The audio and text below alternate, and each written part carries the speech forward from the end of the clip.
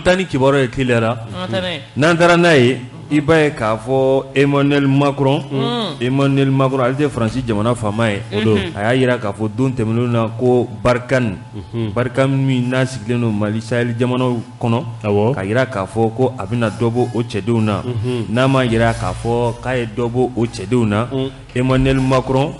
bi na o ni Sahel jamanaw u bɛna fɛn min kɛ a fɔ ko visio conférence o tɛ dɔwɛrɛ Barkhane kɛlɛkɛcɛ minnu bɛ yen n'olu bɛna segin ka taa ani fɛɛrɛ ani dabali minnu kan ka tigɛ i b'a ye k'a fɔ ɲɔgɔn ye kɔni kɛra ɲɔgɔn ye mun kɛra sa a kɛra Faransi Idriss Déby ale denkɛ fɛ ale tɛ jamana faama ye bi n'a ma ɲɛ k'a fɔ Idriss Déby ale tanyana a denkɛ min bɛ yen n'a bɛ fɔ ko Mahamad Idriss Déby ale ni Emmanuel Macron olu kɔni ye ɲɔgɔn ye Faransikaw fɛ yen sabula n'i ye G5 Sahel ta k'a lajɛ i b'a ye k'a fɔ Tchad de ye jamana min n'ale fanga ka bon n'a ka wulikajɔ n'o ka bon kosɛbɛ kosɛbɛ wolomasiri tabaw olu ka kuɲɛw la Tchad jamana olu ka jamana faama ni Macron kɔni ka ɲɔgɔn ye kɔfɛ i b'a ye k'a fɔ ni kibaruya in kɔni bɔra ka bin an bɛ yɔrɔ min na ko bi juma Emmanuel Macron ani G5 Sahel jamanaw a fɔ ma ko video conférence u bɛn'o kɛ kɛkun tɛ dɔwɛrɛ ye ba Maliba ale yɛrɛ bɛ lahala min na bi mais kalo tile 25 tɛmɛlen n'a ma ye k'a fɔ ko fanga sugu o kɛra o fanga sugu kɔfɛ i b'a ye k'a fɔ Faransikaw kɔni tun ye jɛɲɔgɔnya mun ni Mali wolomasiri tabaw cɛ u tun y'o ɲɔngiri o ɲɔngirili kɔfɛ n'i ye nɛgɛ ta gangalan i y'a bila gangalan Macron a tilala ka communiqué kɛ tuguni k'a yira k'a fɔ ko ni Mali jɛɲɔgɔnya mun ka wolomasiri tabaw cɛ k'a bɛna daminɛ ko kura wa a yɛrɛ daminɛna koyi n'a ma ko o daminɛna dɔwɛrɛ tɛ Barkhane n'ale taara Sahel jamanaw u bɛna kɛ cogo di o tɛ o don u tilala k'a yira tuguni k'a fɔ Emmanuel Macron ko bi na a bɛ yɔrɔ min na a bɛ n'a fɔ muruda fila o de ɲɛsinnen a ma koyi n'a y'a kɛ cogo a b'a tigɛ ale bɛ fanga ɲini na o ye kelen ye filanan ye mun ye farafinna cɛncɛnfuga jamanaw olu den caman bɛ k'a yira k'a fɔ ko Faransi yɛrɛ k'i ka koso n'i ka kasaw cɛ ka kuru ka taga n'u yɛrɛ ye o tɛ maa kelen ni fila bɛ ɲɛsinnen don i ma Emmanuel Macron k'a kɔni ye jɛɲɔgɔn ɲini a yɛrɛ la jɛɲɔgɔnw tɛ dɔwɛrɛ ye fɛn min ye Union européenne ye o jamanaw a kɔni olu caman wele sabula Barkhane n'a ma ɲɛ k'a fɔ k'ale bɛna taa don n'a nataw la ko ka dɛmɛ ko ka a ta ka di Takuba ma walasa wulikajɔ min n'o kan ka kɛ o ka kɛ a y'a yira tuguni k'a fɔ bi na Faransi jamana gɛlɛya kɔni bɛ yen fo ka taa fɔ a to ten sabula ko Sahel jamana n'i y'u ta k'u lajɛ ko Faransi de ye u dɛmɛbaga fɔlɔ ye hali n'a y'a sɔrɔ u ko k'u ka taa ni tagali kɔni man d'u ye bi a da kɔni bɛ don a kuma la Emmanuel Macron Mali kunkanko kuma mun bɛ yen k'a ɲini Mali jamana ɲɛmaaw fɛ bi kala t'a ko don min fɔra a ka ko o don kofɔlen na walasa gɛlɛya min n'o bɛ anw kan démocratie la ko caman bɛ se ka bɔ a la ko da bɛna taa don nin y'a kumabaw ye ani gɛlɛya wɛrɛ jumɛn wɛrɛ bɛ yen kuma min n'a bɛ Mali ani Burkina da k'a fɔ ko banbanci dɔw bɛ yen k'an'olu ka négocier ko Faransi ko de ye ɲɛci ye da bɛ don o fana la bi visio conférence o kɛnɛ kan tari kuma filɛ Jaknɛ an ye a faamuya c'est que Macron ta in a tɔ bɛ ɲini ka kɛ dɔɔni dɔnguma ye parce que i bɛ bɔ bi i bɛ dɔ fɔ an b'a f'i ye ko n'i y'a ye fɛn ma b'o la i bɛ tila ka bɔ i bɛ dɔ wɛrɛ fɔ a b'a kɛ ten jamana kuntigi la Jaknɛ a cɛ man ɲi i m'a yira k'a fɔ Macron yɛrɛ b'a dɔn k'ale sigi kura position o t'ale bolo parce que a ma nɔgɔ an ma anw fan fɛ a ma nɔgɔ an ma a yɛrɛ fan fɛ o ye kelen filanan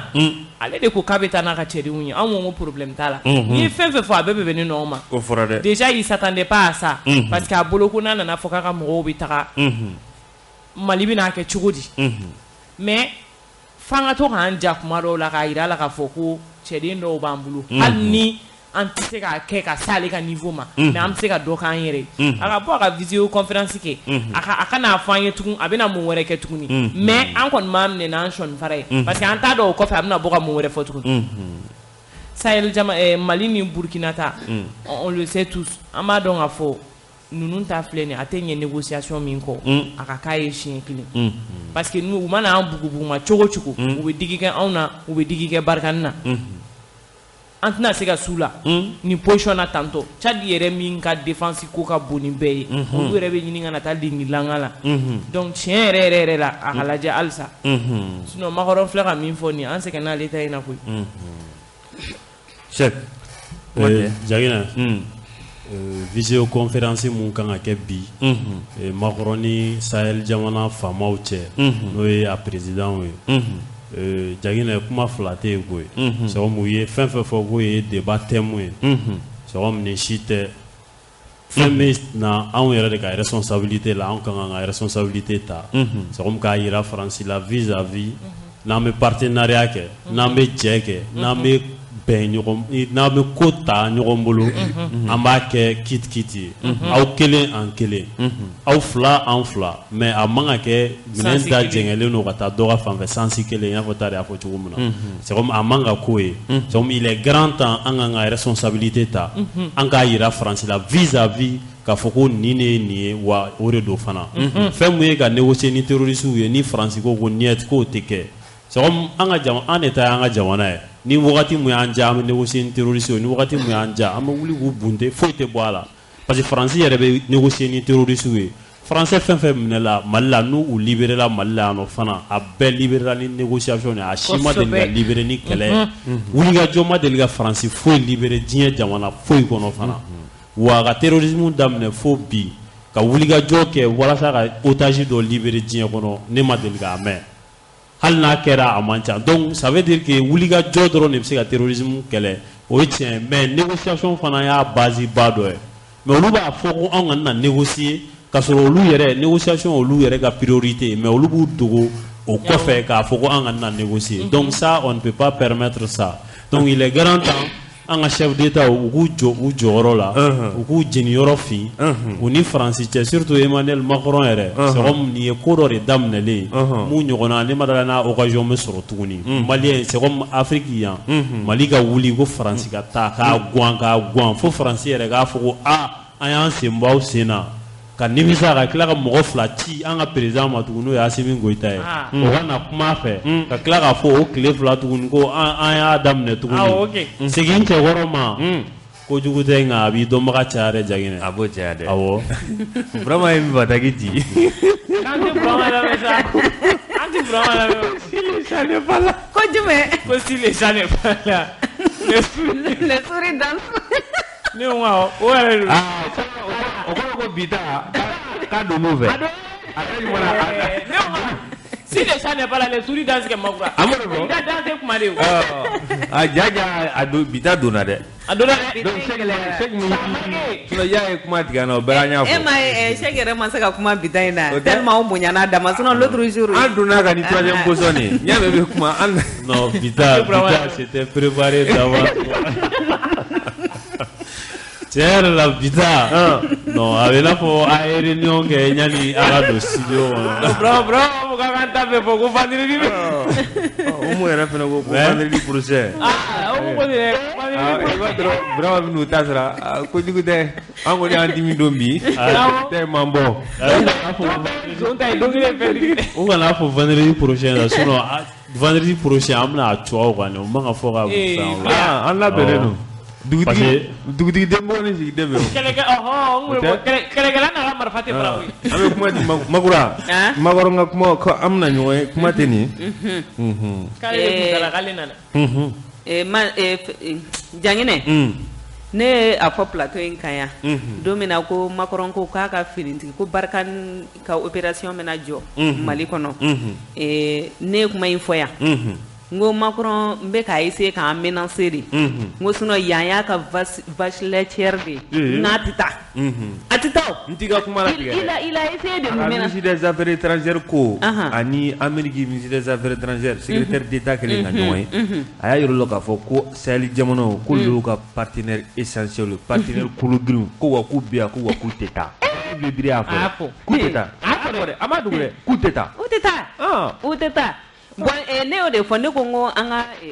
jamana ɲɛmɔgɔw de jɔlen kan ka to k'a yira Faransi la k'a fɔ k'i tɛ se ka anw manipuler cogo min ka di ye parce que an ka jamana t'i ta ye bi a t'i ta ye sini i nana k'i bɛna dɛmɛ ɲɔgɔnya de la donc partenariat b'an ni ɲɔgɔn cɛ mais o kɔrɔ tɛ k'a fɔ ko e ka nin i kumakan ka to ka imposer anw ka mara kan i b'a fɔ k'e de ta ye anw ka jamana ye donc jɔn an ka mɔgɔw kumana an ka mɔgɔw ma kuma nin t'a sɛgɛnnen ka na o de y'a tɔɔrɔ o ma quoi o de y'a tɔɔrɔ parce parce que n'an ye nin taabolo yira Macron na Amila ko na kun yo fɔ ko Mali bɛna wuli voilà an bɛ taa min hali n'i ye jateminɛ kɛ est-ce que attaque ba ninnu nin fɛn ninnu kɛlɛ i ye attaque baw mɛn yan donc parce que i b'a dɔn j'ai parlé journaliste dɔw bɛ Mopti ne ni olu ye kuma ɲɔgɔnya kɛ olu ko Kufa y'a yira k'a fɔ ko ale bɛ Faransi de kɔ ko hali kan anw ka finitigiw ko k'olu faga k'a man d'a ye ko mais k'an ka finitigiw bɛ Faransi de kɔ k'o de y'a to k'ale bɛ an ka finitigiw faga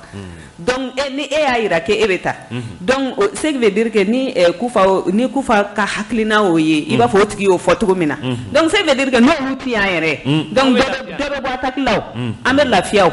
donc min ye k'a fɔ ko Faransi Macron b'a fɔ k'an kana négocier avec les terroristes Burkina ni Mali kɛlɛ k'a fɔ k'u bɛ olu bɛ fɛ ka négociation kɛ avec les terroristes k'o kana kɛ Macron de ta y'an ka jamana yan da kɔni bɛ don a kuma la hɛrɛ min ka ɲi anw ka jamana ma anw de b'a dɔn est-ce que Assimi yɛrɛ minɛ yala komi Assimi ka ko man bon a ma a yɛrɛ fana ka ko man bon Assimi ma dɛ a n'o man di koyi a ka foyi man bon Assimi ma depuis fanga sugusugu in kɛra o ka ko dɔgɔyara a bolo kosɛbɛ mais vidéo conférence n'a fɔra ko G5 Sahel jamana Mali b'a la dɛ Mali b'a la Mali kuma bɛ se ka fɔ Assimi kɔ cogo di Assimi kan ka k'a la dɛ komi hali ni sɔrɔsi tɛ ni ma dɛ ni ne Assimi n bɛ tenue yɛrɛ de don ka n sigi k'i sigi k'i kɛ vidéo ma awɔ ka ɲɛ ma jɛginɛ dɔ bɛ yan mais o tɛ wa Assimi ka tenue don k'i sigi k'i ɲɛsin a ma k'i sigi ka bere vert don k'i sigi k'i ɲɛsin a ma ni Macron ye mɔgɔw tɔɔrɔ mais ne kɔni tɛ dɔwɛrɛ dɔn il est temps que G5 ɲɛmɔgɔ ninnu jamana ɲɛmɔgɔw u k'u jɔ u jɔyɔrɔ la u k'u ka responsabilité assumer hali n'o y'a sɔrɔ a taara Union européenne nɔfɛ k'a fɔ k'olu ka dɛmɛ don Takuba ma yaasa baara bɛ se ka kɛ ka ɲɛ cogo min na mais ce n'est pas parce que e bɛ dɛmɛ don anw ma ko e kan k'i ka hakilinaw fana imposer anw kan donc u k'a yira la k'a fɔ olu de ta u ka jamana ye fɛn min ka ɲi olu ka jamana ma olu de b'a dɔn donc bɛnkan ka kɛ fɛn kan voilà n'an bɛ bɛn o kan an ka bɛn o kan n'an tɛ bɛn o kan an ka fara Macron est-ce que an bɛ se ka fara n'a ye taara Amérique sɔrɔsi 500 ta ka na n'a ye a tɛ taa o a tɛ taa mais fo n'an y'an jɔ a jɔyɔrɔ la mɔgɔ t'a fɔ k'a tɛ to u ka mɔgɔw tɛ to yan dɛ mɔgɔ t'a fɔ k'u ka mɔgɔw tɛ to yan mais voilà n'an ka mɔgɔw jɔ o jɔyɔrɔ la Faransi bɛ nin jamana in kelen-kelenna bɛɛ lajɛlen bonya n b'o f'i ɲɛna dɛ mɔgɔ ka bonya i yɛrɛ de bɛ bonya da i yɛrɛ kan sinon ka i ka jamana ta k'o feere ko Faransi e yɛrɛ ka i sirannen k'u kana ni e ka fanga dafiri parce que i b'a dɔn o tic-tac de b'u bolo stratégie ɲɛnamaba de b'u bolo ne e tɛ sɔn u ka fɔta ma dɔrɔn u bɛ na ni fɛn dɔ ye dɔrɔn k'o don e senkɔrɔ ka jamanadenw su ka bila i la u b'o kɛ dɛ donc voilà donc an ka jamana ɲɛmɔgɔw bɛ siran ɲɛ il est temps an k'an ka jamana bɔ bolola ten i ka cɛ bɛ pataki ji la bi tɛ ma bɛn masi masa ko Djibami Kone mɔden o tɛ kojugu ye an y'o ye koyi an y'o bɔ n'aw ye o tɛ foyi k'an na Burama k'an y'o mɛn ale ta in na kalo joli bi an y'o mɛn dɛ Djibami Kone mɔden an bɔra Djibami Kone la nka an kɔni ye mun k'olu la bi o y'an bɔ koyi mɔnɛ min bɔra bi ala bɔra bi dɛ bi ta juguyara dɛ o kalo joli an o ko yɛrɛ bataki ji bi ko tiɲɛ yɛrɛ ko bi ta de kari jeli segi de a donna de bi ta ɲɛna dɛ bi ta ɲɛna ko i bɛ mɔgɔ ka don o don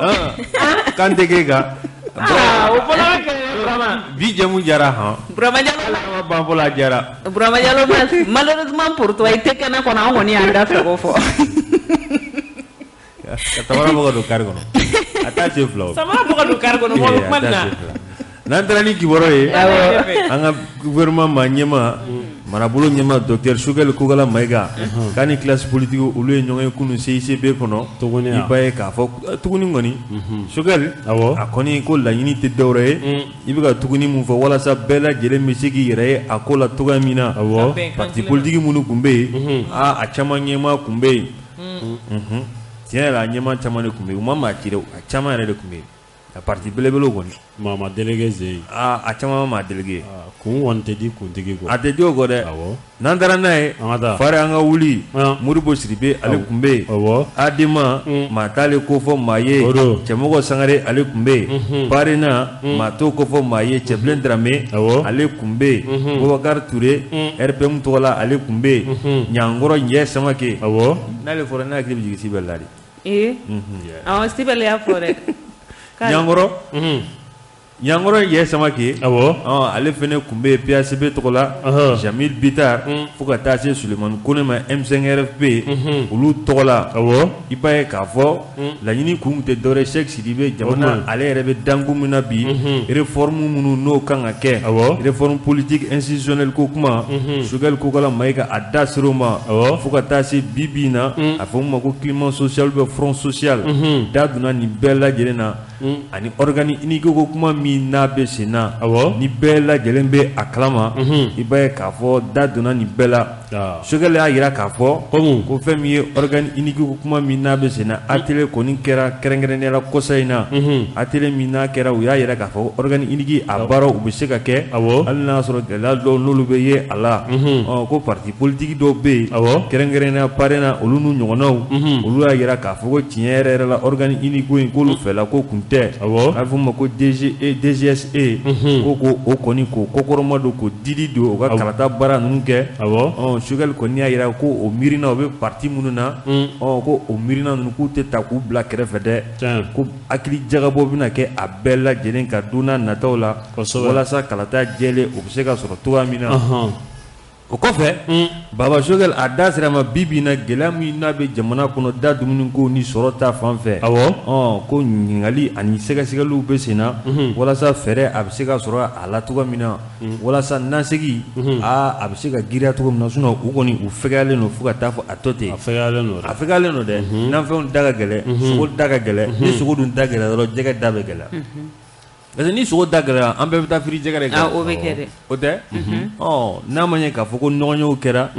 DNCC maaw fɛ dongo olu ni sogotigiw fo ka taa se nɔnɔmugutigiw ni a ɲɔgɔnna wɛrɛw ma fɛn fɛn bɛ yen k'o de bɛ da dumuni kolo girinw olu nɔfɛ i b'a ye k'a fɔ olu kɔni n'olu sigira ka kuma n'a ma ɲɛ k'a fɔ o kɔni kɛra hali n'a sɔrɔ o tɛ nin kibaruya in kɔnɔ Sogɛl kɔni da ser'o ma ko sogo kuloma o kɛra 460 ye bu o buru de ka di tari o ye 560 ye filet tari bu j'aime ça voilà Burama kelen ani Burama kɔni bɛ ɲɔgɔn sɔrɔ ye an bɛ ɲɔgɔn ye Timima ni Duma n y'a sɔrɔ Bugula Dima o de ka di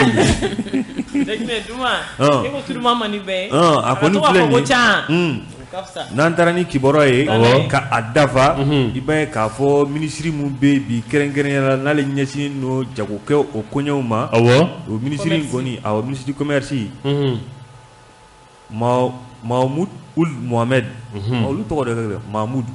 Mahmoud Ould Mohamed bi bi in na ko foli ko ka kan ka da a ma k'a sababu kɛ bi bi in na k'a kɔni nalen ni san cɛ hali n'a y'a sɔrɔ mɔgɔ minnu tun bɛ ale jɔyɔrɔ kɔrɔ la i b'o dɔn wa ala cɛ tɔgɔ fɔli man ne ko Aruna Ɲang ne y'a fɔ yan k'a fɔ yan n ka nin ka baara i ko k'a tɛ ko kunna a tɛ foyi kunna kɔngɔ bɛ mɔgɔ la ni kamalen hali ne yɛrɛ bɛ nin fɔ a bɛ fɔ dɛ Mahmoud Ould Mohamed a bɛ fɔ k'a sababu kɛ a bɛ ka baara min kɛ hali n'a sɔrɔ sogo kɔni a fɔra ko a sɔngɔ ko kalo 2 de bɛna kɛ kalo 2 de bɛna kɛ kalo 2 kɔfɛ a bɛ se ka kɛ an b'a jigiya baara wɛrɛw na kɛ walasa ka kɛ kuda ye a kɔni fɔra ko foli bɛ ta ka ɲɛsin a ma dɔwɛrɛ tɛ sabula a ye baara min kɛ nin baara ɲuman don an b'a jigiya dɔ ka bɔ malo sɔngɔ la ka dɔ bɔ tulu la tulu yɛrɛ k'o tɛ sɔrɔ la k'a sababu kɛ ko CMDT o kan ka baara minnu kɛ kɔɔri ma sɛnɛ ka se a dan na o de ye tuluko yɛrɛ tɔ bɛ ni kɔɔri ma sɛnɛ ka se a dan na bagan dumuni o tɛ sɔrɔ i n'a fɔ a kan ka sɔrɔ cogo min na o kɔɔrikolo kelen o fana de tila ka kɛ da dumuni o tulu ye sabula kɔɔri a bɛ baara caman kɛ o gɛlɛya ninnu nɔ kan sa minisiri kɔni y'a jira k'a fɔ ka fara COVID-19 kan diɲɛ fantan ani 4 fɛ siniwa jamana i b'a kalama an ka fɛn caman ye bɔla yen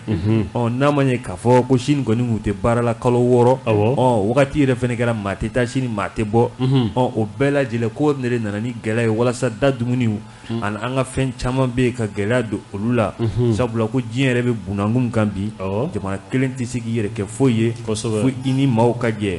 ko kɔni nana ni gɛlɛya caman ye nka minisiri kɔni ko u bɛ wuli ka jɔ la walasa bi bi na malidenw lafiya a bɛ se ka na da dumuni ko o la cogoya min na a bɛ dɔ fara a kan ka taa Jaginɛ an bɛ dɔ fara kan an bɛ caman yɛrɛ fara kan dɔ fara kan an b'a daminɛ Sogɛl la Sogɛl ye a ka ɲɔgɔnyew kɛ ani parti politikiw n'i y'a ye an b'a fɔ ko tuguni parce que halisa a k'a lajɛ parce que an ye nin de laɲini kɛ depuis organe unique ko kɛra ɲɔgɔn sama ye an k'u k'a lajɛ halisa u ka sigi ka kuma u ka bɛnkan na mais ni parti politique ɲɛma caman fɛn nana se qui signifie que volonté dɔɔni bɛ na u la pour que u ka se ka sigi ka fɔ ka bɛnkan kelen ma élection ka se ka kɛ ka sɔrɔ opposition bata kɔnɔna na parce que an bɛ don min na i ko bi Mali mago tɛ o la dɛ u ka bɛnkan kelen ma élection ka kɛ jɛlenya la an tɛ fɛ élection kelen kɔfɛ dɔw kana fɔ ayi an kun tɛ nin fɛ an kun ye nin de fɔ tiɲɛ yɛrɛ la Jɛginɛ an sɛgɛnna olu la ten k'o yɔrɔ tɛmɛ ka bɔ a la i bɛ ministre fɔ ne tɛ ministre fɔ koyi ayi ne t'a fɔ dɛ ne b'a fɔ mun na e t'a fɔ ayi tari ayi hanga yɛrɛ ci kɛ ko ɲuman i ti fo la koyi parce que halisa a kɔni ye dɔ kɛ a diyara an ye a dɔ kɛ mais délai kana k'a la halisa a k'i banba n'a y'i banba fo fɛnw ka se u prix kɔrɔ la an bɛ se ka fo la parce que fɛnw m'u prix kɔrɔ sɔrɔ walima makura u m'u prix kɔrɔ sɔrɔ dɛ u ma sɔrɔ dɛ dɔ de bɔra la mais a ma prix kɔrɔ sɔrɔ fɔlɔ mais a ye min kɛ halisa a k'a lajɛ wa délai de mois ko kuma min filɛ la nin sogoko la i t'i yɛlɛma o la kosɛbɛ ko sinon Jɛginɛ kɛtɔ don ka saga san o makura ne dɔ bɔ sogo la saga san kuma makura e ma foyi kɛ o ye o parce que o t'o san kuma ye o an bɛna sɔɔni kɛ sisan nɔ fo ko seli dɔgɔkun n'o kelen n'o dɔgɔkun fila tɛmɛ sogo santɔ tɛ o ne ye délai yɛrɛ kɛ 2 mois ye an bɛna sogo san kuma ɲɛ a kuma bɛ yen donc tiɲɛ yɛrɛ la ne t'a fo dɛ a b'a lajɛ de halisa ka dɔn a kɔni parti politique weleli premier ministre fɛ c'est une bonne initiative ko ɲuman ba de don sabula sigi ka fɔ o de bɛ na ni ko caman dɔnni ye ɲɔgɔn fɛ o de b'a to aw bɛ pan ɲɔgɔn fɛ hakilina na sabula Mali filɛ nin cogo min na n'i ma sigi ka fɔ n'i ma kɛ k'a caya don o don i bɛ kuma kura de mɛn i ma mun mɛn fɔlɔ don o don i bɛ ko kuraw de mɛn i kɔfɛ fɛɛrɛw bɛ tigɛ i kɔfɛ minnu n'i tɛ u kalama wa i b'a sɔrɔ nkalon yɛrɛ bɛ da i la a dɔw la donc o de sababu la an y'a fɔ sigi ka fɔ a ka kɛ ka caya sabula o reproche tun bɛ kɛ hali bandaw la o mun ni u y'a ka fanga dafiri donc ale fana tun kɛlen don k'i dogo a ka wo la yen i n'a fɔ Mugu y'a fɔ cogo min a tɛ taa ani maa tɛ ɲɔgɔn ye foyi a b'a ka wo la yen o de kan ka éviter mɔgɔ mara tɛ se ka kɛ i n'a fɔ ko wɛrɛw jagoya ye ni mɔgɔ minnu bɛ ɲɔgɔn kan surtout jamana kuturu voilà surtout jamana kuturu e bɛ ka mɔgɔ minnu ka ko jala tigɛ ɲɛfɛ k'u dar'i la ou bien dɔw dar'i la k'i bila u ɲɛfɛ ko mɔgɔw sɔnna u b'i kɔ donc jagoya i kan ka compte rendu de kɛ a fɔ mɔgɔw ma ko restitution e ye fɛn minnu faamu e ye fɛn minnu ye parce que e de bɛ ɲɛfɛ donc on prétend que e de bɛ fɛn caman dɔn donc maintenant toujours i ka to ka segin kɔ ka na komaw k'u informer sabula ni maa informer don ko caman bɛ yen kojugu la a tɛ sɔn o ma i b'a sɔrɔ ko caman bɛ yen fana ko ɲumanw na n'i y'a ta i b'a sɔrɔ a bɛ hakilinaw di ɲɔgɔn ma donc walasa jamana bɛ se ka taga ɲɛ cogo min na donc fɛn min ye dumunifɛnw sɔngɔ nɔgɔyali ko ye i n'a fɔ fɛn ɲɛnama don mais a ka kɛ badabada ye yɔrɔ dɛ a ka kɛ badabada ye sinon gɛlɛya bɛ mɔgɔw kan gɛlɛya bɛ yen dɛ bibi in na yɛrɛ seli ɲɛkɔrɔla in na a ma nɔgɔn dɛ denmansa caman bɛ yen non u bɛ kule la yɛrɛ Jɛginɛ surtout sagako a ma nɔgɔn Makura Jɛginɛ Sogɛli ye parti politique ɲɛmɔgɔw farali min kɛ ɲɔgɔn kan initiative ɲuman don mais ne bɛ fɛ ka min fɔ ne bɛ fɛ parti politique si kana to kɔfɛ bɛɛ ka fara ɲɔgɔn kan Jɛginɛ hali ni hakili tɛ ni ni tɔw tɛ hakilina kelen na mais ne ɲɛna n'i bɛ kɛnɛ kɔnɔ i bɛ se k'i ka hakilina fɔ Sogɛli y'a fɔ cogo min na a ko minnu ni olu tɛ hakilina kelen ye donc olu tɛna kɛ kɛrɛfɛdenw ye a y'a fɔ dɛ nka sigika kuma bɛ continuer hali bi f'u ka taa ɲɔgɔn sɔrɔ donc ni jamana ko kanu b'i dusukun na n'i bɛ fɛ an bɛ situation min kɔnɔ an ka bɔ o kɔnɔ donc a ye u ka sigi ka fɔ kɛ wa a kana waati jan ta parce que olu yɛrɛ y'a jira k'a fɔ ko transition kana tɛmɛ a wagati kan donc ɲɔgɔn sama kana taa kɛ o bɛnkan fana na fo ka taa temps bɛɛ fɛn ko ka sɔrɔ k'a fɔ ko a donna ta a bɔra ta donc u ka sigi ka kuma kɛ n'o kɛra fɔ ka bɛn bɛ sɔrɔ o de kɔnɔna na bon n'i y'a ye fɛnɛ majorité fɛnɛ hakilina kɛra kelen ye Jɛginɛ fara u kan élection taabolo ɲuman aw bɛɛ k'a dilan ɲɔgɔn fɛ sama-samanin kana taa ye kɔfɛ donc ne b'o de ɲini parti politique bɛɛ fɛ donc maintenant sugu kɔnɔna kɔni Jɛginɛ kunu ne yɛrɛ ko n ko ne bɛ taa Sénégal dɔ ko k'i kana se ko yen ka gɛlɛn dɛ ne ko Burkina dun ko Burkina fana tɛ maga ko fana ka gɛlɛn ko fana ka gɛlɛn ne ko ngabe mun ne kɛ sisan mais makura parce que ko tulu tara 1000 kɔ de yɛlɛna tulu bidon wari kan fo dɔw ma ko mugana t'a la ne ma min faamuya ko mugana tɛ tulu la an bɛ dugu minnu furu ni sogo la makura olu ka sogo ka nɔgɔn n'anw ta ye ne bɛ fɛ k'o yɔrɔ ɲini ɲininkali bɛ yen dɛ c'est à dire o kuma la o ayi janga o ma subvention t'an ka sogo la subvention b'a la dɛ subvention de filɛ nin ye hali an da bɛ tila ka na s'a ma ni wagati y'a nabɔ i y'u ka Sénégal mun fɔ nin an da bɛna s'a ma an ka taa ni kibaruya ye n'an taara n'a ye yɔrɔ juma tɛmɛnen an da sera ma yan fɛn min ye kalanfaw ye kalanfaw synergie tɛ k'u bɛ fɛ ko ka examen minnu bɛna kɛ san laban in na ka examenw ka Ngwana da Omari. Wa do rege men tu. Ngwana ge. Tari. Bala tari. Kono pa ni jangnya ni jangnya ngora ni mari. Kono ge. Ai jonga sek nyala le. Wala ulai ka. Sek na nyala le. Nanga pon nandra kana. Sek tari minyara le, ni sek nyala le. Bismillah. Les Sénégal signataires du 15 octobre 2016 déterminés à bloquer les examens de fin d'année. Ko kalanfa minnu bɛ k'a fɔ ko n'u ye bolonɔbila kɛ sɛbɛnna mun kɛra octobre kalo tile 15 san 2016 k'u labɛnnen don san laban na ɲɔgɔn dan minnu kan ka kɛ n'a bɛ fɔ o ma ko examen k'u bɛ fɛ ko bi bi in na ko o baara ko ka a lajɔ ka kibaruya kɛ jumɛn i b'a ye k'a fɔ Cheikh Sidibe u kɔni y'a jira k'a fɔ ko Choguel Kokala Mayiga ale kɔni sigilen gouvernement maa ɲɛmaaya la ale kɔni ni maa caman ye ɲɔgɔn ye gɛlɛya bɛ mun na i b'a ye k'a fɔ INTM o kɔni ye laɲini dɔw kɛ ko laɲiniw sen de fɛ sa i b'a ye k'a fɔ Choguel kɔni ye a ye ni INTM o kɛlen don ka grève mun boloda n'o kɔni taara grève la jamana a bɛna bila bisi basa la jamana kɔnɔdenw bolo mina tɔɔrɔ la ani kɔlɔlɔ ani kamanagan yɔrɔ mun kɛra bandaw tile ni mugutari tile la yen tɛ maaw fɛ a ma dogo maa la kosɛbɛ tile 7 walima tile 10 grève tiɲɛna maa dɔw min kana taa la fɛn ta a gɛlɛyara dɛ ko sen tɛ basa kɛlɛ la taa ma bila i ka bugu la ni taa bilala la i na wuli k'i jɔ o tɛ bangila n tɛ na nka hali wɛsɛri n'a tɛ sɔrɔ e sigilen Bamakɔ e denkɛ bɛ wari ci ka bɔ Amérique ka den ma e sen t'a la i sen b'a la dɛ i sen b'a la a cɛkɔrɔba dɔ tun b'a fɔ Yirisuma kɔrɔ ye mais a guwanna a ko ko tiɲɛ na ko gulo in ɲana ayi ma fɔlɔ la o gulo in ɲana dɛ n'a ma ɲɛ ko kɔni bɛ ten i b'a ye k'a fɔ anciens ka syndicat u kɔni farala ɲɔgɔn kan a syndicat yɛrɛ de tɔgɔ ka ca a ka ca dɛ a ka ca SNEC FTC c'est plus de 10 syndicats. O tɛ an t'a fɔ ten u bɛɛ faralen ɲɔgɔn kan sa u y'a jira k'a fɔ ko laɲini min kɛra gouvernement fɛ ko sariya sɔsɔ don sariya sɔsɔ tɛ dɔwɛrɛ ye i bɛ k'a fɔ k'a yɛrɛ l'olu ka statut particulier la k'a fɔ ni faranga kɛra fonctionnaire tɔw kun Cheikh Sidibe ko faranga o bɛ kɛ olu yɛrɛ kun a ma fɔ ten nin a fɔra ten n'a ma ɲɛ ko a bɛ ten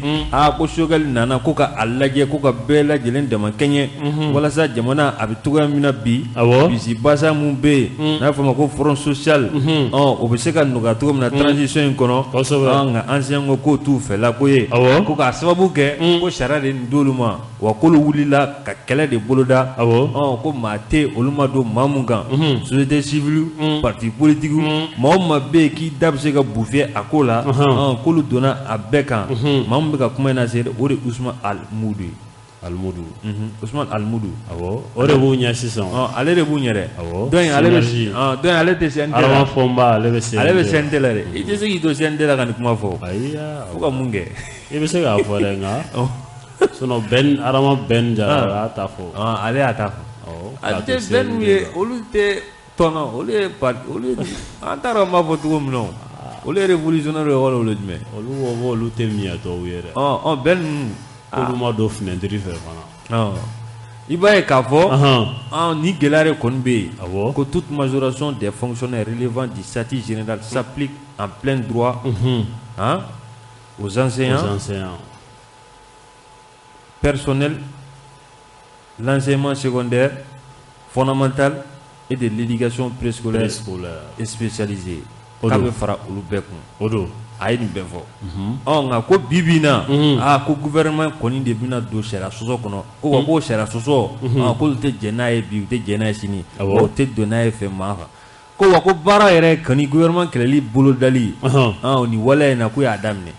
dɔwɛrɛ tɛ u y'a fari da dɛ ko ka nɔti minnu bɛna kɛ nɔti minnu bɛ n'olu kan ka di k'olu minɛli daminɛna nɔti olu tɛ ka di rétention des notes u y'o daminɛ o fana kɔfɛ i b'a ye k'a fɔ ko examen minnu bɛna kɛ olu bɛ boycotté Jagina a to ten sa ka to ten awɔ n b'a to fo a to i ten man jɔ an bɛ kunnafoni ka ɲi sa an bɛ kuma de ma Jagina kuma bɛ bolo kuma bɛ bolo ayi dɛ Janginɛ bi ta in tɛ tari kelen ne m'a fɔ mɛtiriw t'u ka hakɛ ɲini dɛ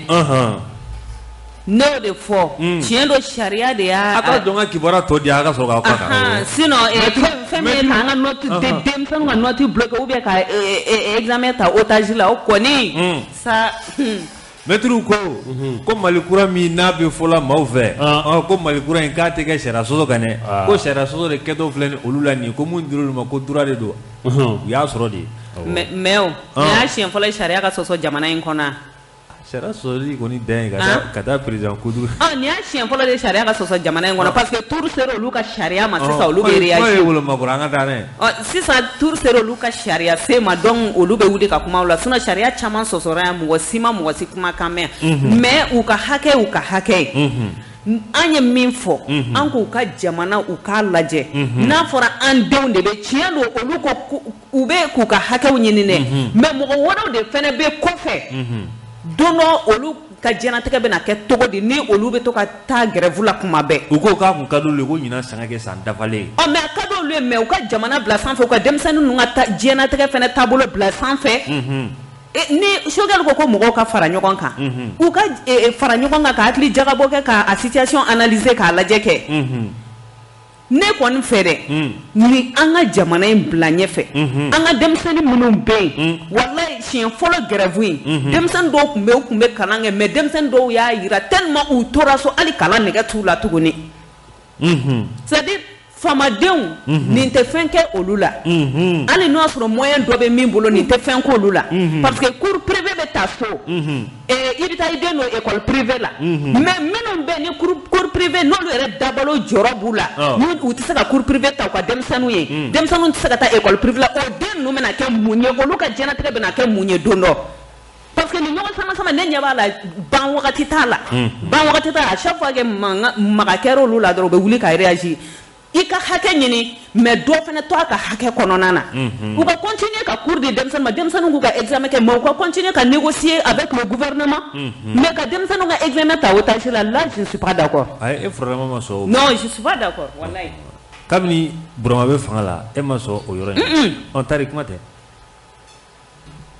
Balater delile yɛrɛ Balater hakɛ ɲini ye wajibi de maa b'i ka hakɛ ɲini fo ka taa se nin bin kuma ma i b'i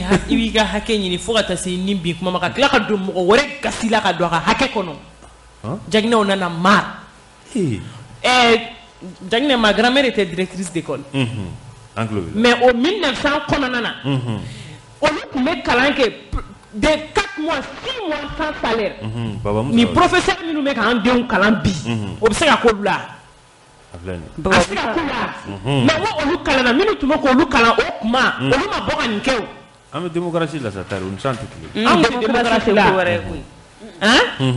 démocratie kɔrɔ tɛ o kɔrɔ de k'i ka hakɛ ɲini ta liberté s'arrête là où commence celle des autres o kuma la olu denw tɛ école la dɛ u bɛ école la ayi u denw tɛ école la u ko de ko denmisɛnninw yɛrɛ kama dɛ denmisɛnninw ka ayi kama déjà tu ne donnes pas une bonne éducation aux élèves ça c'est un u y'o fɔ ko ni bɛ ka mun ko taamasiyɛn ɲuman tɛ Jaginɛ ko man d'u ye Jaginɛ olu yɛrɛ bɛ ka min di o tɛ ɲuman ye aw y'o de fɔ ko ayi grève ko in tɛ dɛ olu yɛrɛ bɛ ka kalan min kɛ classe kɔnɔ o tɛ ɲuman ye ayi sabali sa a dɔw 80% makula la yɛrɛ ka l'éducation des enfants ayi a bɛɛ tɛ maliyɛn den i bɛ bɔ yan k'i bɛ taa kɔfɛ k'i bɛ taa kalan kɛ ni min kɔlɔsi o san fɔlɔ i bɛ kɛ dernier mun kama i bɛ gɛn yɛrɛ parce que ni test kɛra dɔrɔn an m'u balo ka hakɛ ɲini na dɛ on n'a pas refusé k'u b'u ka hakɛ ɲini u ka droit de don mais o kuma sisan ni écoledenw fana bɔra k'u b'u ka hakɛ ɲini an bɛ tila kuma jumɛn ale fana bɛ grève la dɛ non an bɛ tila kuma jumɛn parce que fɔlɔ universitaires tun b'a kɛ ni professeurs kɛla grève la écoledenw b'a daminɛ mais n'an bɔr'o la ka na jigin fo DEF mɔgɔw ni lycée mɔgɔw la mais nin ye mun ye Jaginɛ an bɛ dɔwɛrɛ kɛ Ala ka jisuma parce que n'i y'a ta k'a lajɛ jamana tɔw ka bac résultat filɛ ka bɔ nin an ka mɔgɔ ma examen yɛrɛ kɛ fɔlɔ jusqu'à présent denmisɛnninw bɛ ka taa école la kalo kɛra la k'u ka tila ka ta tuguni octobre fɛ ma kura mais a lajɛ kɛ u bɛ sɛgɛn wa u tɛ sɛgɛn le mental aussi a besoin de repos mais u b'a la kabiri wagati jumɛn kabiri janvier fo sisan wa denmisɛnninw bɛɛ jɔrɔlen don c'est pas fɔra ko denmisɛnninw u bɛna an ka examen cɛ u bɛna an ka examen cɛ denmisɛnninw bɛɛ jɔrɔlen don mais c'est trop stressant i bɛ k'i ka hakɛ ɲini on n'en convient pas i ka hakɛ i ka hakɛ mais i fana k'a lajɛ quoi mais Jamila n bɛ min f'i ye nous on est prêt la population est prêt an tɛ don mɔgɔ si fɛ jɛkolo na tuguni mɔgɔ makura i bɛ taa gɛrɛ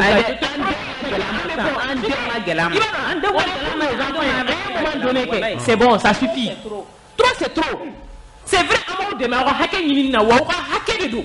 jamana sigira o de kan an bɛɛ de ko ko Mali kura et on va leur aider an bɛɛ de bɛ taa Mali kura ko in na mais o tuma la an denw tɛ Mali kura fɛ yan aw denw b'a fɛ ayi u t'a fɛ olu bɛ Mali kɔrɔ olu bɛ Mali kɔrɔ de fɛ mais n bɛ min f'i ye Jaginɛ n'u y'a kɛ an yɛrɛ bɛ taa an yɛrɛ bɛ a surveiller a ka kɛ an ka kuma di se kuma bɛ bolo Jaginɛ se ka hakɛ ɲini ye diyagoya dɛ mɔgɔ ka k'i ka hakɛ ɲini Jaginɛ hakɛ don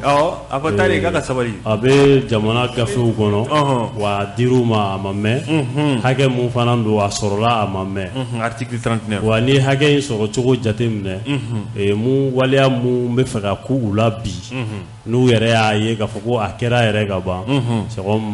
hakɛ in sɔrɔ cogo yɛrɛ kama a ka gɛlɛn u ka se k'a digérer a ka gɛlɛn u ka se k'a faamu a ka gɛlɛn u ka se ka gouvernement fana to yen lafiya la ka sɔrɔ fɛn ma f'u ye u bɛ mun faamu sinon lɔgɔlimɛtiriw ka article 39 in malgré que hakɛ don gouvernement de b'a lajɛ ka sigikafɔ caya n'u ye sigikafɔ o ma fɛn o fɛn ban Jaginɛ kɛlɛ t'o ban dɛ donc diyagoya ye sigikafɔ de wa hakɛ don bi wa hakɛ don sini wa denmisɛnninw ye bɛɛ ka priorité ye donc gouvernement de b'a lajɛ toujours ka sigikafɔ kɛ n'u ye parce que ni mun kɛlen filɛ nin la harmonisation des salaires o mun kɛra INTM ye o de nalen filɛ nin ni mankan ye i tɛ se ka dɔ satisfait k'i bɛ dɔ degunnen to yen nɔ o tɛ se ka kɛ donc san joli ninnu bɛ kɛlɛ la san joli ninnu bɛ wuli ka jɔ ni fɛnw na walasa u ka hakɛ ka d'u ma donc n'a fɔra o hakɛ sɔrɔla o ma tɛmɛ tɛnɛn ni tarata kan u ka tila k'o hakɛ kelen daragiw la et pourtant o dun b'a dɔn ni fonctionnaire tɔw fana u bɛɛ dun kun tɛ hakɛ suguya kelen sabu u kun tɛ gosi bere kelen na gouvernement fɛ olu kɛlen ka lafiyada sɔrɔ ko ka tila ka dɔ bɔ o la tuguni a ma nɔgɔn donc gouvernement k'a lajɛ toujours Choguel ye sigikafɔ mun kɛ ni parti politiques ye wa a tila k'o sigikafɔ kelen k'a ɲini ni enseignants ye kuma bɛ fɛn bɛɛ ban Jaginɛ kuma bɛ fɛn bɛɛ ban ni ni mɔgɔ ma sigi ka kuma a tɛ se ka ɲɛ ko la a ma nɔgɔn donc fɛn mun don école ko ye priorité diyagoya don denmisɛnninw kan ka kalan école ye jamana jɔsenba dɔ ye donc diyagoya u ka denmisɛnninw kalan en même temps diyagoya Choguel ka école maître ninnu wele a ka sigikafɔ ɲini n'u ye wa u ka bɛn fɛn na o ye wajibi yɛrɛ de an bɛ don min na i ko bi sabula bi in na kalanko bɛ dabolo mun kan bi Mali a ko tiɲɛtɔ don yɛrɛ kosɛbɛ pour ne pas dire que a tiɲɛna yɛrɛ ka ban donc sigikafɔ dɔrɔn de bɛ se k'a ɲɛnabɔ Jaginɛ n'Ala sɔnna awɔ an t'a fɔ ten Ala k'a ɲɛ Ala ka jisuma kɛ a fura ye wagati dɔ bɛ se an ka jamana an k'o lajɛ ne bɛ da ye bi o don tɛ n'an taara ɲɛfɛ a bɛ mama Covid lawuli k'a sigi mama Covid Aïcha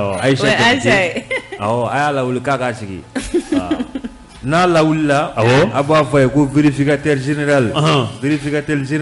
ale donna vérificateur i b'ale dɔn vérificateur général Samba Almud Babi Samba Almud Babi k'a kɔni taara sa yɔrɔ min na i b'o yɔrɔ dɔn programme d'intervention d'urgence Covid-19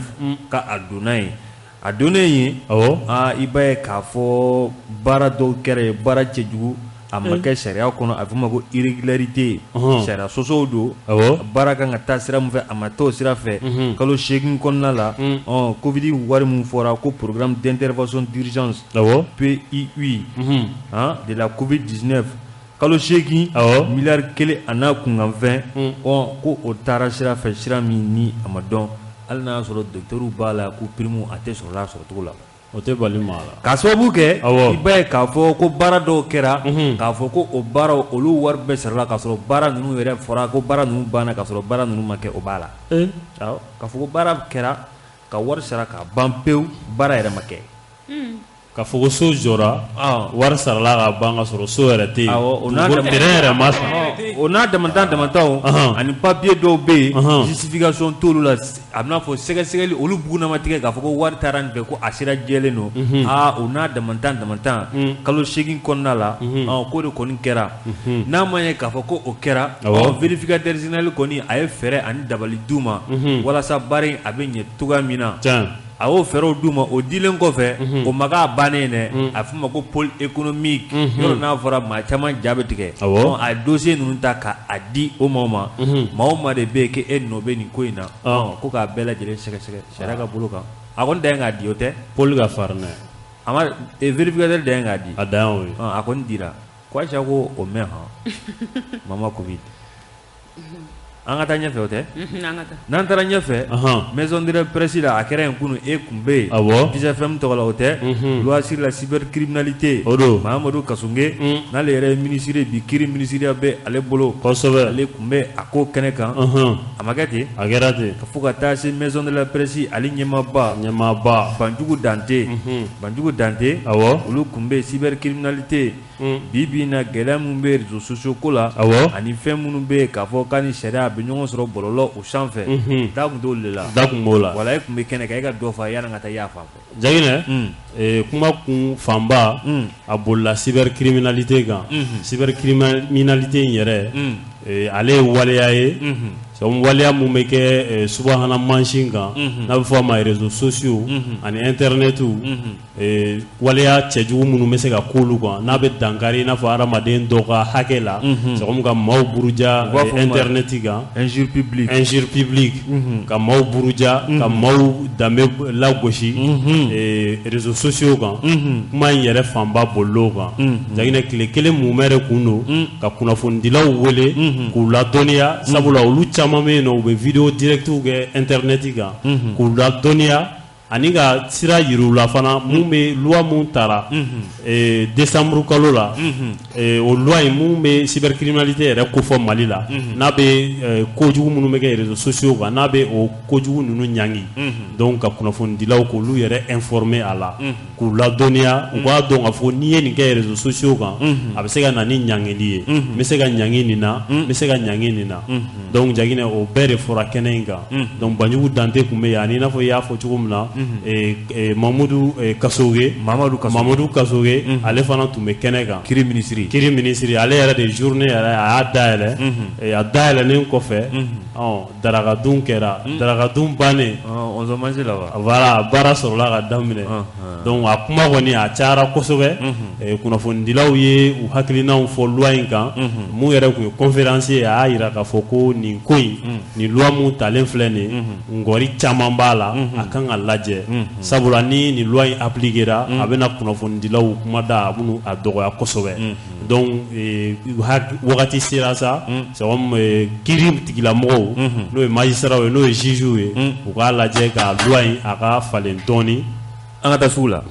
voilà Sɛki an bɛ taa y'a fan fɛ Banjugu Dante ale ye mun fɔ an k'o lamɛn an ka sɔrɔ ka kunnafonidilaw ma e yɛrɛ ɲɛkɔrɔ nafa min bɛ nin journée in na kunnafonidilaw ni kiiritigɛlaw ni an jɛra ka baara kɛ ɲɔgɔn fɛ a b'a to an bɛ ɲɔgɔn faamuya waati dɔw la kiiritigɛlaw bɛ ko dɔ kɛ kunnafonidilaw t'a faamu fiyewu waati dɔw la kunnafonidilaw fana bɛ ko dɔ kɛ kiiritigɛlaw tɛ se k'a faamu fiyewu donc o ɲuman ye min ye an ka sigi ko minnu bɛ yen n'o y'an haminakow ye an ka kuma a kan an ka hakililaw fara ɲɔgɔn kan anw bɛ kalan sɔrɔ olu bolo olu fana bɛ kalan sɔrɔ an bolo ne hakili la ni mɔgɔw ye ko faamuya fili ni fɔɲɔgɔnkɔ minnu b'a la a bɛ kɛ sababuya ka caman b'o la welewele kan b'i bolo k'a ɲɛfɔ baarakɛɲɔgɔnw ye minnu ye kunnafoni welewelekan b'an bolo ka f'u ɲɛna mɔgɔ n'i ma ɲɛ k'i diɲɛ baara o baara kɛ i ka sariyaw dɔn wa n'i bɛ jamana o jamana kɔnɔna na o sariyaw dɔnni ma wajibi ye n'o sariyaw dɔnni ma wajibi ye donc a kɔni ka d'an ye an ye nin baara min daminɛ ni o ye journée presse justice ye a journée fɔlɔ ye nin ye journée caman bɛna kɛ mɔgɔw kana thèmes lamɛn u kana débatw lamɛn mɔgɔ hakili caninanw de bɛna baara ninnu kɛ ni u nana ka na olu lamɛn a bɛ kɛ sababu ye k'u dɛmɛ u ka baara taabolo la kosɛbɛ i ni ce an b'a ni ce n'an taara ɲɛfɛ i b'a ye k'a fɔ kunnafoni sɛbɛn bɛ n'a bɛ fɔ ale ma ko aujourd'hui aujourd'hui u bɔra n'a ye bi kibaruya in kɔni i b'a ye k'a fɔ bɛɛ muso ka di ye n'a ma ɲɛ k'a fɔ ko bɛɛ muso ka di ye nin kɔni nin kibaruya in a bɛ bi maa da kan i b'a ye k'a fɔ gardi dɔ bɛ yen n'a bɛ fɔ a ma ko Musa Sanogo sergent don gardi la Bamakɔ yan nɔ i b'a ye k'a fɔ k'a kɔni talen don k'a bila tribunal commune 5 o kɔnɔna la lakana baaraw la i b'a ye k'a fɔ a sigiyɔrɔ bɛnnen don yɔrɔ min ma sa ale kɔni muso ni muso wɛrɛ de fɔra ɲɔgɔn kɔ muso in tɔgɔ ko madame Gadjigo Fatumata Traoré madame Gadjigo Fatumata Traoré Dinya i b'a ye k'a fɔ o ni sergent Musa Sanogo olu muso de kɔni fɔra ɲɔgɔn kɔ o fɔnkɔ ɲɔgɔn in sen fɛ sa a nana kɛ madame Traoré Fatumata Traoré n y'a ye kuma dɔ fɔ sergent muso ma n'o ma bɛ sergent muso ma sa sergent kɔni de bɔlen filɛ so kɔnɔ nin ye k'i kɛ walimuso kan ko o sɛbɛkɔrɔ daji k'a bolo kari ko fracture caman kɔni kɛra muso in na Fatumata Traoré na ko Dinya nin fɛnɛ kojugu ye sa dɛ sergent kɔni dusu y'a kɛɲɛ a kelen ka muso in b'a dege wolo u kɔni ye a wele bɔgɔ jeninin kan kosɛbɛ kelen k'a wele sa i bɛ k'a fɔ ko baara in kɔni a bɛ an ka bibi na a bɛ fɔ mun ma ko ka mɔgɔ a b'olu bolo n'a mun bɔra la don nataw la an n'o di maaw ma o don nka yan'o cɛ sa a bɛ fɔ mun ma muso kulu minnu bɛ yen n'olu bɛ musow lafasa ko olu sen b'a la Jangina a ye muso jumɛn de bugɔ a muso o ni muso dɔ de kɛlɛla ale taara walimuso de bugɔ ale fɛnɛ bɔra ko o musolaka in ye kuma ni cɛjugu dɔ fɔ k'o ma bɛn ale ma ale fɛnɛ bɔra k'i sɛbɛkɔrɔ di walimuso in ma madame Gadjigo Fatumata walifɛn don dɛ an ka walifɛn bugɔ e ka kaja ka di dɔ fɛnɛ ka fan ta ka d'a ye tiɲɛ tɛ a tɛ ɲɛ hɔn muso kɛlɛ yɛrɛ ale man ka n'i ma fɔ ka bɛn min kɛ u ni ɲɔgɔn cɛ ale man ka sen don a la i y'a ye a fɛnɛ a ni gɛlɛya dɛ sergent n'a bɔra nin na hakili la a n'a hakili to a yɛrɛ la ko organisation féminine k'olu kɔni ko fo ka kiiri k'a kɛ wa k'u ka dɛmɛ a bɛ musolaka kofɔlɔ in ye an ka finitigiw an b'u ka bonda la dɔɔni an bɛ a kɛ to ɲinigiw fɛ o n'a a tɛmɛsira don n'an bɔra yen an bɛ taa yɔrɔ min bɛ yen n'a bɛ fɔ ale ma ko MCA maison centrale d'arrêt de Bamako i b'a ye k'a fɔ nin ye finitigilaka dɔ fana ye koyi finitigilaka in subhanalayi a bɔra k'a bɛ taa maison centrale d'arrêt de Bamako la k'a bɛ taa foli de la maa dɔw la i b'a ye k'a fɔ o kɔni foli de sen fɛ a fɔra n'i kɔni bɛ don yɔrɔ kofɔlen in kɔnɔ MCA in kɔnɔ bɛɛ b'a kalama telefɔniw i kɔni bɛ f'u ye k'i lajɛ k'i yuyugu k'i lajɛ ni fɛn b'i kun fɛn cɛjugu n'a ma ɲɛ ko o bɛ kɛ i b'a ye k'a fɔ ni soldat première classe armée de l'air a tɔgɔ ko NY Traoré NY Traoré a kana bali la n'olu y'a kɛ dɛ NY Traoré i b'a ye k'a fɔ u ka minfɛn cɛjugu mun bɛ yen n'a fɔ ko cannabis o kilo 500 garamu 500 ko o de tun bɛ a kun k'a bɛ don ni MCA kɔnɔ a sera yɔrɔ la sa o kuma a y'a essayer ka surasiw détourner ka don minnu bɛ yen gardien de prison minnu bɛ prison da la a kasuba yɛrɛ da la sa kɛ yanni i ka don fɔlɔ i tɛ sɛgɛsɛgɛ ye o sɛgɛsɛgɛli de nɔfɛ a ye kuma caya k'ale ye finitigi de ye k'a tɛ f'u ye ka a kuma kalantan caman fɔ maa minnu bɛ da la olu kɔni ko nahi yan sariya ye mun ye i b'o de labato n'o labatora i bɛ ladon a na kɛ sa saraka a ye NY Traoré saraka y'a bila a sɔnni fuyeli ma wagati min na a fuyeli kɔfɛ i b'a ye k'a fɔ ni fɛn cɛjugu de taara ko cannabis o b'a kun garamu 500 k'a bɛ don n'o ye kasobon kɔnɔ u kɔni kɛlen k'a minɛ sa u kɔni ma dɔwɛrɛ kɛ fɛn min ye Bamakɔ kura gendarmerie mun bɛ yen u kɔni ye wele bila olu ma walasa olu bɛ se ka na dɛmɛ don a ma cogoya min na ka taa sɛgɛsɛgɛliw ko olu tɛnkun a la sabula n'i ye nin kɔni kɛtɔ ye a tɔ bɛ kɔfɛ dɛ ɲugu bɛ ɲaga la wuli maa kan k'i yɛrɛ ɲininkali tɔ min bɛ gulon yɔrɔ min na n'a kun donna n'a ye a bɛ taa di jɔn ma o bɛɛ kan ka ɲɛɲini dɛ nin y'a siɲɛ fɔlɔ ye wa a bɛ na kabini kuma jumɛn nin bɛɛ kan ka ɲini ka ɲɛ dɔn o tɛ o tɛ n'a bɛ mun fara k'o fara an ka sira di nɛgɛjurutigiw ma ou bien a ka ɲi an ka taa Jagina nin fɛn affaire mun filɛ nin ye nin tɛ finitigi ka baara ye ayi finitigi ɲanama yɛrɛ tɛ sɔn nin ma yɛrɛ k'a fɔ k'i bɛ taa ni dɔrɔgu ye kasobonba kɔnɔ premier classe yɛrɛ kasobonba yɛrɛ dun filɛ nin ye Jagina mɔgɔ suguya mun bɛ kasobonba kɔnɔ mɔgɔ dangereux lɛ c'est comme bandi hakikaw olu de bɛ kasobonba kɔnɔ terroristes caman bɛ yen nɔ minnu n'u minɛla nord la kɔrɔn fɛ olu caman maralen don yɔrɔ in na n'e taara ɲɛnaminifɛn di olu ma n'i taara n'a ye kɔni i y'a di c'est à la portée de tout le monde ni mun y'a sɔrɔ o de b'a san ni wari bɛ mun o b'a san ni e ye dɔrɔgu di olu ma mɔgɔ minnu degilen don mɔgɔ faga juguw la ani fɛnw na olu bɛna mun kɛ sisan wa waleya bɛna kɛ de minnu bɛ lakana kɛ kabini donda la fo kɔnɔna la i b'a sɔrɔ u bɛ ŋaɲaki ka bila olu de la u bɛna olu faga donc ça veut dire ni cɛ in ye ni waleya mun kɛ waleya cɛjuguba de don ɲaminifɛn yɛrɛ interdit no kɛnɛma surtout kaso kɔnɔna la a bɛna taa don mɔgɔ minnu cɛ la mɔgɔ sugu bɛɛ bɛ yen donc waleya cɛjugu don Janginɛ k'a fɔ ko nin yera finitigi bolo a ma bali ne na parce que an b'a ye an ka finitigilakaw kuma caman an bɛ nin fɛn ninnu mɛn u kunkan quoi mais a fɔra an ka ɲɛmɔgɔw ɲɛna an kɛ démoralité kan ka to ka kɛ ni finitigi ninnu bɛ ta parce que nin bɛnnen tɛ olu yɛrɛ de la nin bɛnnen t'u la o de y'a to ni cannabis n'a fɔra an ye nin kilogramme hakɛ minɛ an ye nin minɛ moi je suis pas contente parce que nin fɛn ninnu bɛ taa min n ko o finitigila ka kelen ninnu de bɛ tila ka nin bɛɛ ta tuguni ka tila k'a don yɔrɔw la a bɛ d'olu ma k'u ka taa voilà a bɛ fɔ ko ka taa jeni mais a tilancɛ bɛ tila ka jigin dugu kɔnɔ tuguni donc nin kɔni nin fɛn min dɔɔnin filɛ nin ye tan nin kan ka puni de jusqu'à fɛ fo finitigilaka tɔw k'a faamuya k'a fɔ n'i minɛna nin ko sugu la fɛn kan ka da i kan i ni min kan kan sinon n'u ye nin toléré tan cogo la nin ko ninnu bɛ continuer c'est il est temps assainissement yɛrɛ de ka kɛ armée yɛrɛ de kɔnɔna na ka nin fɛn sugu ninnu dabila quoi Tarba est-ce qu'il n'est pas radié Makoura est-ce qu'il n'est pas radié o de kan ka kɛ a bɔn yɛrɛ ka fini bɔ a la mais u ka enquête kɛ fɔlɔ k'a lajɛ n'a siɲɛ fɔlɔ don ou bien a jogo yɛrɛ don en tout cas n'a radiera ne finitigilaka bɛ se k'i permettre ka tenni kɛ couverture ye k'a sɔrɔ i bɛ ko kolon kɛ i bɛ ka don yɔrɔ min na e yɛrɛ de place ye yen ye e bɛ ko kolon kɛ e bɛ na e bɛ don e bɛ taa k'a di i ɲɔgɔn wɛrɛ de ma parce que kɔnɔna na n'a bɔra kasodenw na a bɛɛ y'o finitigilaka de ye hakɛto bɛ kuma kan e bɛ na e bɛ taa di dɔ de ma dɔ fana b'a di dɔ ma o b'a feere kasokɔnɔdenw ma est-ce que c'est normal mɔgɔ min taara correction kama e bɛ taga ɲɛnaminifɛn d'o ma o bɛ corriger cogo di o bɛ corriger cogo di donc tout ce qui est normal là komi olu ka surasiw ka tribunal a fɔ o tɛ gendarmerie ye komi mɔgɔ wɛrɛ tɛ se k'olu nɔminɛ gendarme k'a nɔminɛ Makura a ka taga ɲininka u ka remonter dɔrɔn k'a lajɛ u ka piste suit dɔrɔn k'a lajɛ quoi mun de bɛ na ni nin ye nin y'a siɲɛ fɔlɔ ya mun na a bɛ nin kɛ bɛɛ kana kɛ wari ɲini nata ye sa nin yɛrɛ i y'a fɔ u yɛrɛ mun y'a a bɛ taa di jɔn de ma a bɛ taga di jɔn ma jɔn fana b'a di jɔn ma jɔn de b'a feere kɔnɔna na sinon an b'a dɔn ko kasodenw de b'a san o mais a bɛ tɛmɛ cheminement min fɛ ɲɛmɔgɔ jumɛn b'a ko la Makura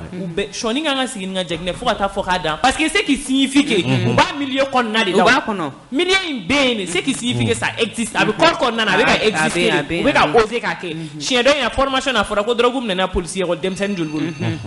yɔrɔ e ni ala cɛ finitigila k'a bɛ formation na o bɛ drogue t'a la an bɛ tila nin na kuma jɛ u ka taa n'u ye gendarme na u ka étude kɛ nin ko in kan fo ka sɛgɛsɛgɛli i b'a la ko ka taa n'u ye gendarme mun na gendarme kɛ belebele ale fɛnɛ kɔni minɛna moto na ale fɛnɛ bɛ dugukala ɲɛ k'a fɔ ale ka baara tɛ dɔwɛrɛ ye ka juru da sigida maaw ɲɛ su fɛ walima ani maa dɔw bɛ jɛ k'a kɛ kamalen kɔni a ka gendarmeya siga foyi t'a la gendarme don wa tɛgɛ kɛra la wa a bɛ faamaw bolo bi a tɔgɔ bɛ yan ayi faamabolo ko in na Jɛginɛ o de b'a to Makura fɛn kelen min bɛ se ka nin bali n'i y'a kɛ i bɛ bɔ kɔrɔ la parce que ne ye ko kelen faamuya on dirait i b'a fɔ ko zon yɛrɛ de bɛ taa don armée kɔnɔna na donc sisan ni fini bɛ ka to ka zondo ka sɔrɔ ka polisiw ka situation gendarmerie ka situation ka to k'o di zow ma ne ɲɛ bɛ nin ko ninnu de la o a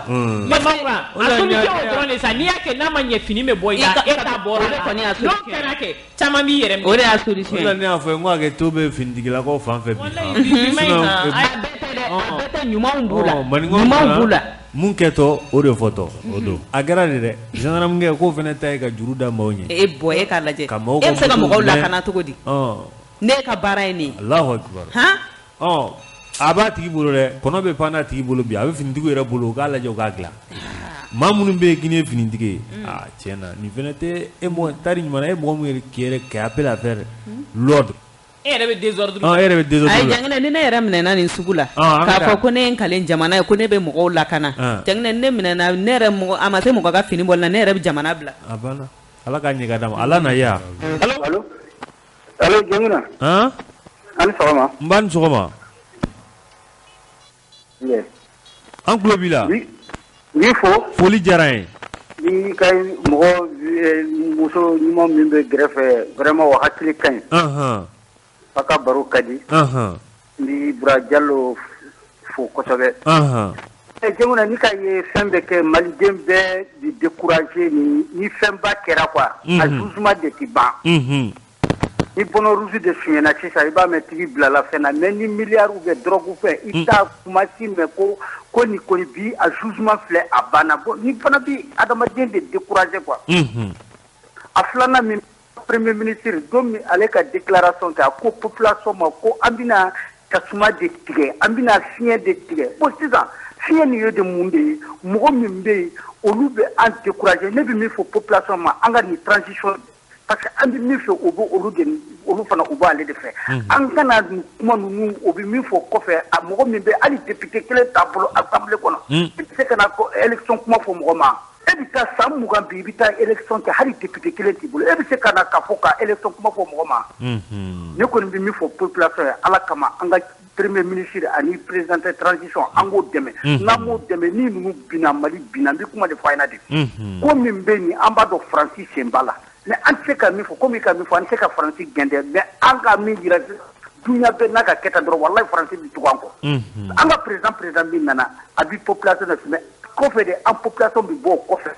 a tɛ ka fanga kɛ yan ani Faransi ma bɛn hali don kelen mais an de wulila ka ATT gɛn yan Faransi kuma dɔ dɔrɔn ko nord fɛrɛ la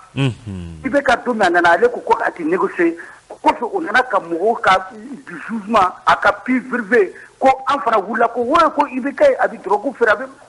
a ka baara jugu kɛ mais o nana premier k'a fɔ yira Faransi bɛ min kɛ jamana na a ma ɲi an ka tugu an ka transition na n'a binna an bɛ binna n bɛ kuma de fɔ ok merci n b'i fɔ an b'i fɔ